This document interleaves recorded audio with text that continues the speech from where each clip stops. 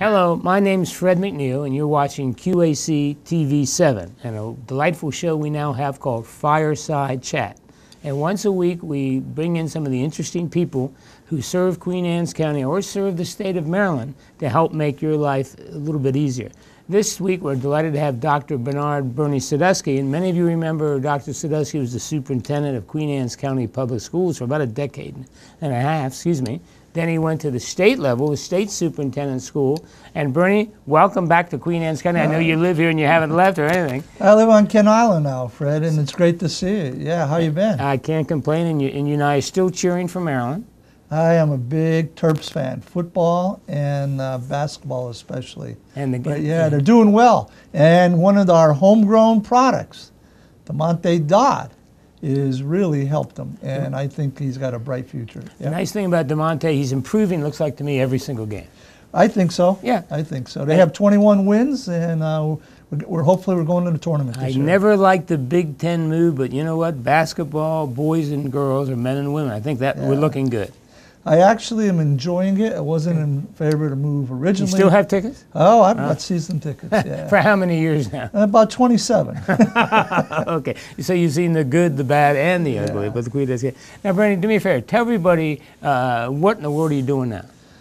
Well, the title is Executive Director, and I'm associated with Maryland's community colleges. So let me just give you a little bit of background. Sure. Maryland has 16 community colleges. It has 23 campuses, and it has classes taught at over 1,000 sites. We teach classes 24/7. So if you're getting off the work shift at midnight and you have a cohort of students, we have a class for you. Somewhere you can either get it online or right in the building somewhere. Right. Great. So in my capacity, we are the umbrella group for all the community colleges, and that is by an act of legislature. It was the will of the legislature in the middle 90s that there was a board for higher education, a state board for higher education. The General Assembly deemed it ineffective and had it cease to exist. As a result of that, the Maryland Higher Education Commission was formed. However, they did not represent the needs of all the community colleges. The General Assembly asked all of the community colleges to form an association, which would be the legal representation for all of the community colleges and states. That's the Maryland Association of Community Colleges. We are located in Annapolis. We represent Chesapeake, which is a great community college in our neighborhood here, but all of the community colleges in Maryland. We've got some large community colleges. Your former county, Fred, Montgomery College, which is a community college, has about 80,000 students. And then we have on the low side, Garrett Community College, which has like 1,000 students. 80,000. 80,000 that is a range. Yeah. Well, what's great and timely about this, from the President of the United States down, community college is a hot topic. Yeah. So let's, one of the things that you did invite me to talk about today was a little bit about affordability. Sure. But you mentioned community colleges are a hot topic. The reason community colleges are a hot topic is because we have an emerging economy in this state and nationally. And what it requires is retraining of incumbent workers. Okay. And it also requires, if you will, on the low side, 2/3, on the high side, 80% of all the new jobs in the state of Maryland will require a post-secondary, after high school experience. 2/3 of the jobs. Minimally 2/3. Okay. All right. Okay. Currently in the state of Maryland, we have 108,000 unfilled jobs. And you say, well, we have an unemployment rate. Why? Well, there's a skill mismatch. So folks are coming back to get retrained. Community college, the average age of our students is 26 years old, quite frankly. So we have a lot of folks there for the first time. They've been out of school for a while, and they come back to be retrained. Yeah. They come back to get retrained. And by the way, you're a former community college guy. I not only worked at Chesapeake College, but 3 of my children went through community college. And look, it's the greatest hidden bargain, I think, in American education. Yeah. So when the president says community colleges are the key to the future, What he's saying is that community colleges are the key to the middle class. So we have right now an eroding middle class. So how do we get our folks back into the middle class? Well, one sure way is to look at the diversity of programs at a community college and say, wow, you know what, I really think that I would like to do that. And quite frankly, we're going to tell you how many job opportunities there are.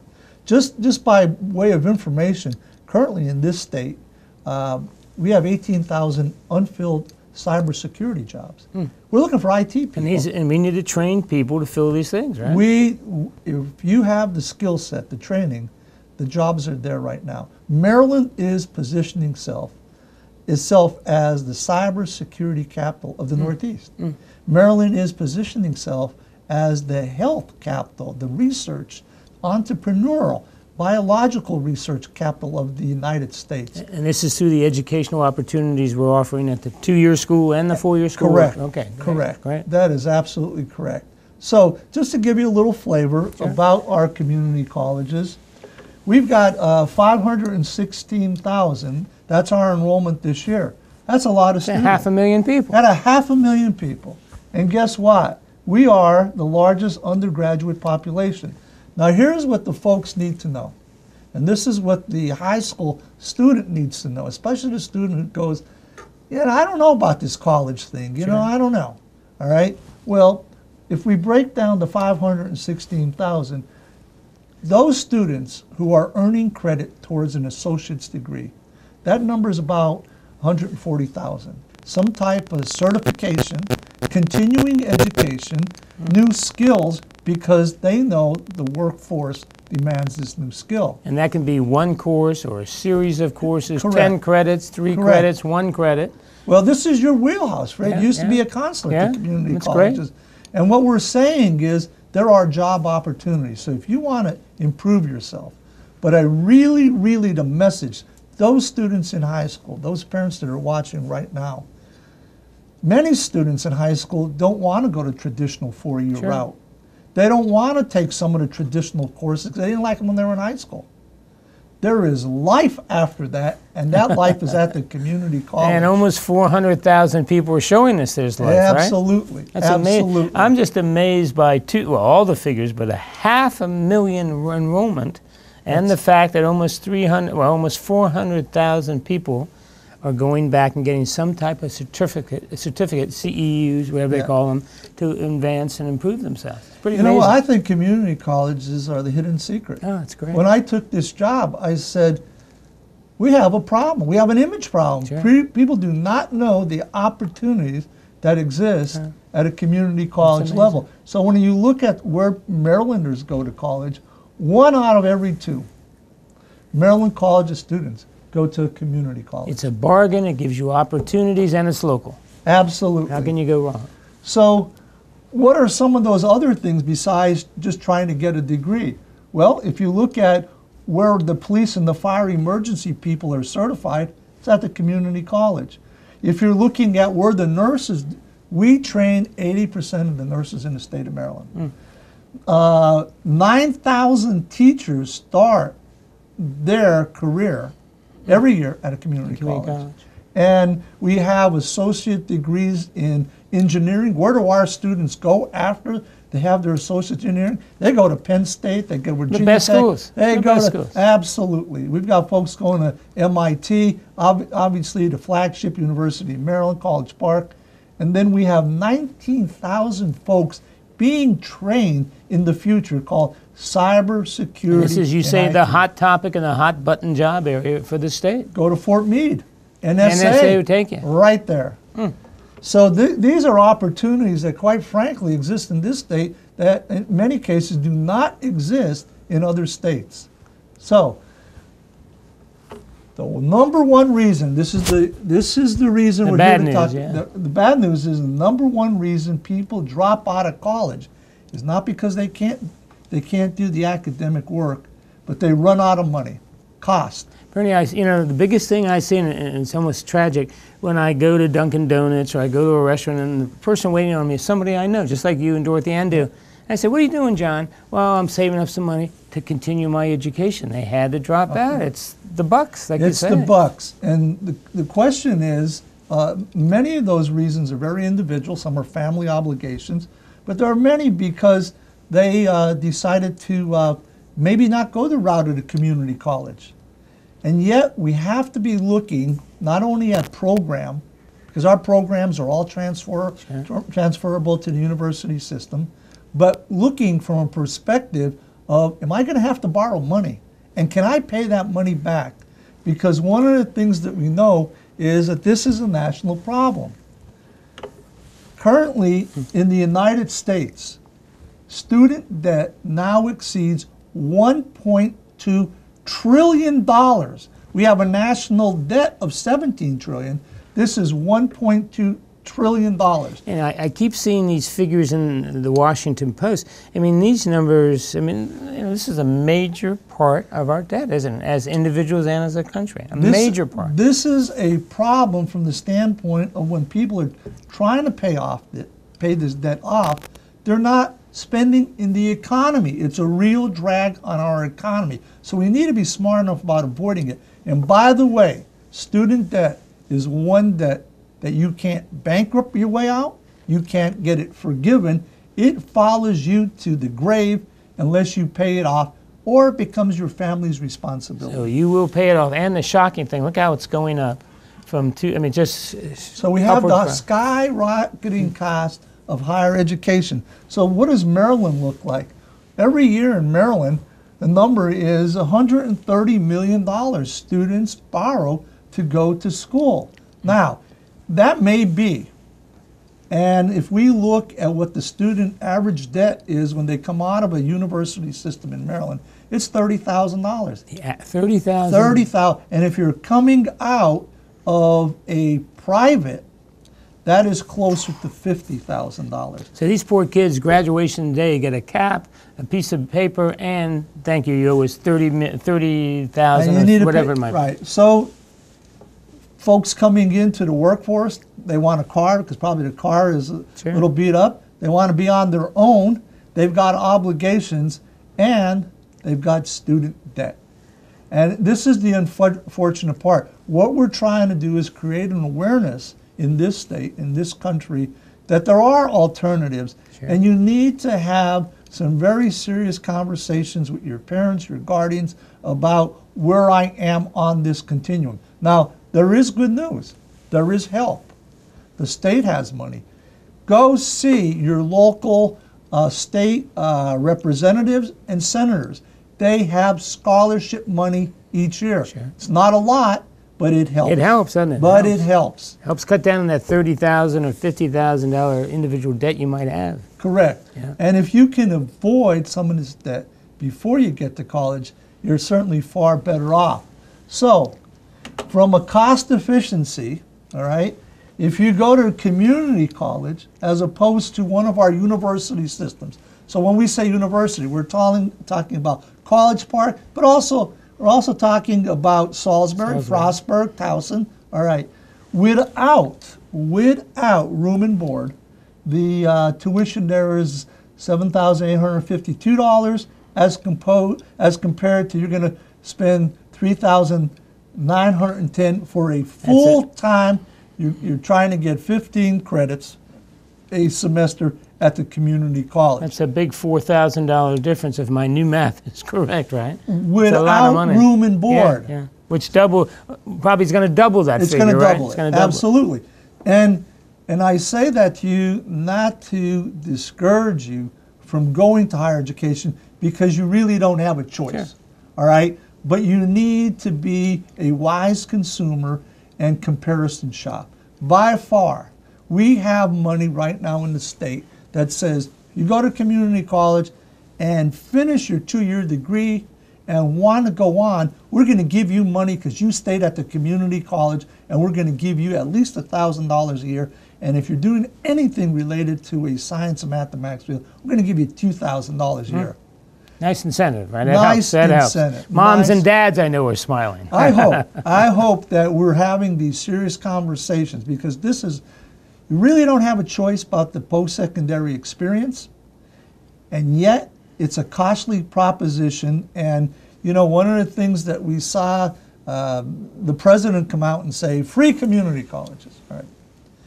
Well, I want to thank the president because the issue here is raising the issue of affordability.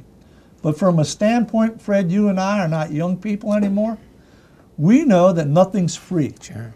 So the question... Someone's going to pay for it. Someone's going to pay for it. So the question becomes, should we have free community college for those students coming out? And the answer is this. Is there a national crisis where we need these folks into the workforce?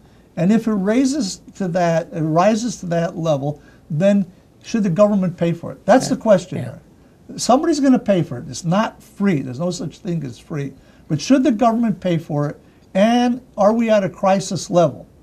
And the answer is that's the discussion that has to happen. Okay. That just to give people like, okay, show up and take a class, that accomplishes nothing. No.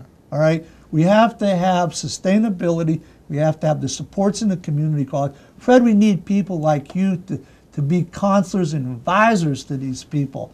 But it's being discussed. State of Washington, in this state, Garrett County, if you graduate from one of their high schools and you are a full-time student at the community college, 2.0 average, the county government pays it up. Is Pays it for really? it. In Yes. Garrett County? Yeah. I know, Bernie, when I was in California in the 70s, early 70s, the state, it was tuition free. You paid for the books, and Right. it was like an activities fee. Yeah.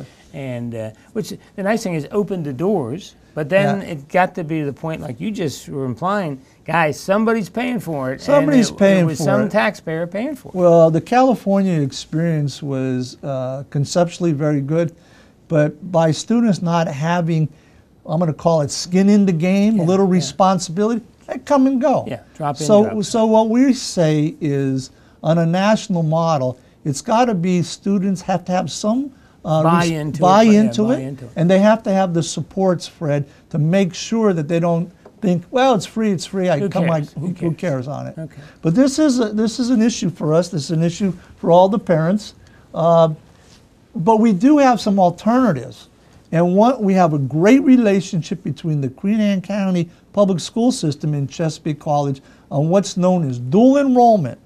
Now, that law was specifically passed by state government to allow high school students to take college credit when they're in high school. Why? Because it is the cheapest, by far, credit dollar value you can get. We've got a nice population of students. I would encourage those students who have not taken advantage of it to take a look at it. And those students who say, but you know, I don't even want a degree, the law allows you to go to the community college, depending on your schedule, and take a certification course that you walk out with certification in hand, and you are job ready. And we have the jobs in the state of Maryland. As you know, my daughter Bridget, when she was at high school, did dual enrollment. It was great for a parent because she went half time at the high school, and then she was allowed to still play sports after school. But she worked in her schedule where she was taking freshman English, freshman psychology, and it was great. Now, if you can throw in the idea that you can take in a job Pacific certification. And that's the population, folks. Have that. Well, I don't want to take. I've heard that, but here's the issue. Let's talk about the diversity program. Let's get down at community college and find out, and if there's something that community college does not offer that another college offers, then you get in-county tuition at that by the state. Now, Fred, I just want to say something. When Bridget went to community college, and I know she went to Salisbury, it transferred. Oh, everything. Everything transferred. She went in, I believe, as a second semester freshman, or I'm pretty sure it's second, and it was terrific. It saved us a semester's worth of tuition. She was feeling her oats because she went down there knowing to get out a little bit quicker, and her confidence was up because she did well at the community college level, and it was like, hey, I can handle whatever Salisbury has. Yeah, and she's gone on to get her master's degree, doing well. And she's got the best job in the world teaching. Started at the community college. Started at the community college. Folks, I mean, it's your choice. It's you and your student.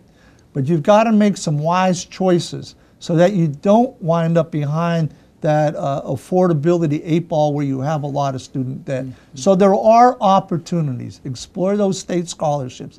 Look at Pell Grants, depending on where you are on that financial And your high school continuum. counselor, right, should be able to assist you. Absolutely. Obviously working hand in hand with a local community college. You got it. With state senatorial grants, Pell Grants, and what the colleges offers and scholarships and things like that. Absolutely. There are so many opportunities. What you cannot do is not take advantage.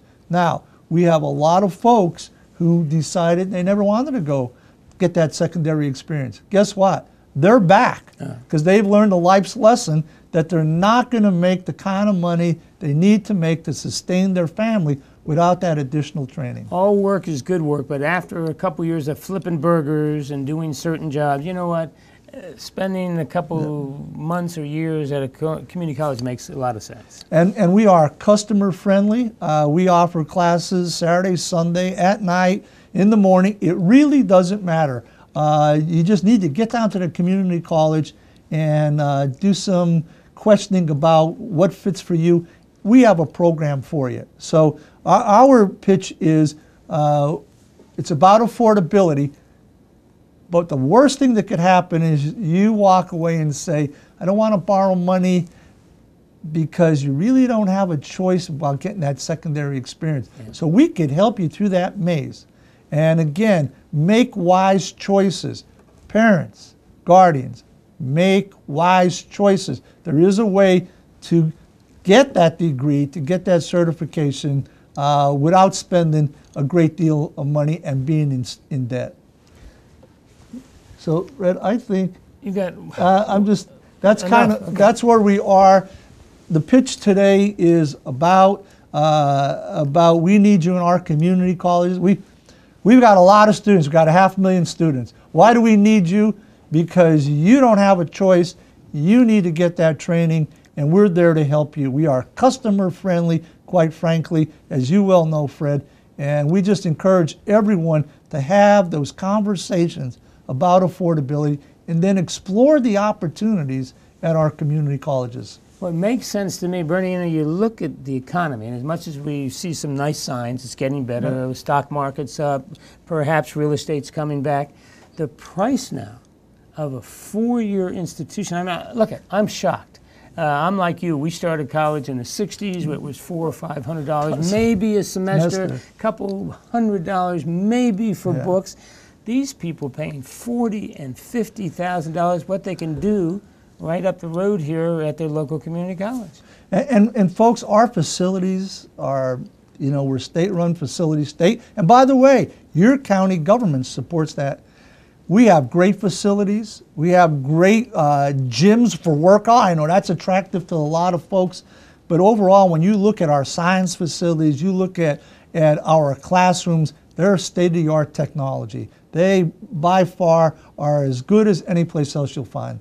Bernie, have you visited all the community colleges? I have. Let me ask you, I get a kick. I'm going through Easton by the Easton Airport, and all of a sudden I see this 16-wheeler coming out. Well, I'm at the light, and all of a sudden it said Chesapeake College, truck, whatever the nomenclature, I forget. What are some of the most interesting things? I mean, you've seen at some of the colleges in terms of unique training. You mentioned the cybersecurity, which is the hot button. Have you seen something? This may not be fit some people's the viewing appetite, but one of the things that Anne Arundel County does is they train the dealers for the casinos. Okay. You have to be certified. You have to be trained. Obviously, you have to be bonded and certain other things, but you have to have a skill set.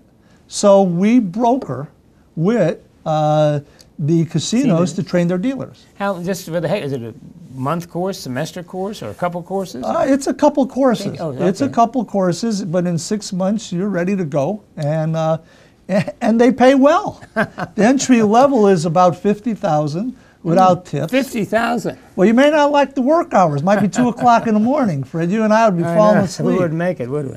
But we have some interesting relationships. We do customer service for Under Armour. The University of Maryland. Yeah, they do a great thing, but they pride themselves in being customer oriented. Okay. That just doesn't happen. It takes training. So we do that. Special training with him. If you like the outdoors and you are a person who wants to learn how to be a ski instructor, could be a whatever name of the course, Garrett Community College. They got the water slide. They got the whole 9 yards. You know, so community colleges serve a local need, and they serve a state need.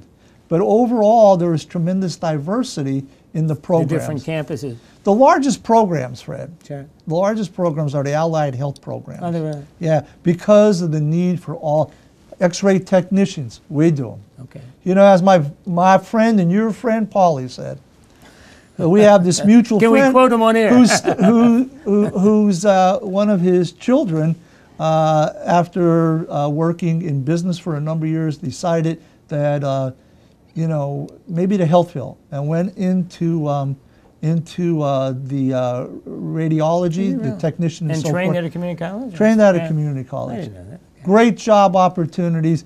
He just wishes he had done it earlier. Well, you know, we're always going to have hospitals, and all the things that go in from X-rays to drawing blood to who knows what else, and just about all that training, correct?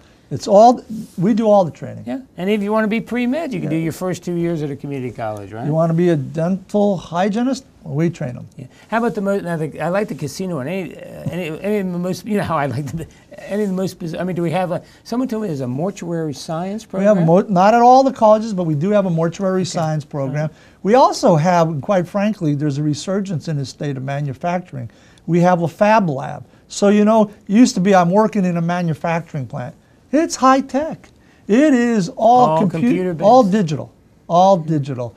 And Baltimore County did receive a federal grant, and they've got a fab lab. It is incredible, the kind of things. And then we have, you know, some of the more common things like HVAC technicians. Those are very prominent. The traditional air conditioning, heating, plumbing, probably welding somewhere. Last year, 57,000 people in this state got their certification for some type of occupation in the state that needed certification. Through the community college. Through the community colleges. And you know what I used to like for the first time, for the family experiencing college for the first time or post-secondary education, Chesapeake, and they all do it, a wonderful job of pre-testing your student to find out what their strengths and weaknesses are, so we get them in the right English class, or if they need a little help with math, we get them in the right spot.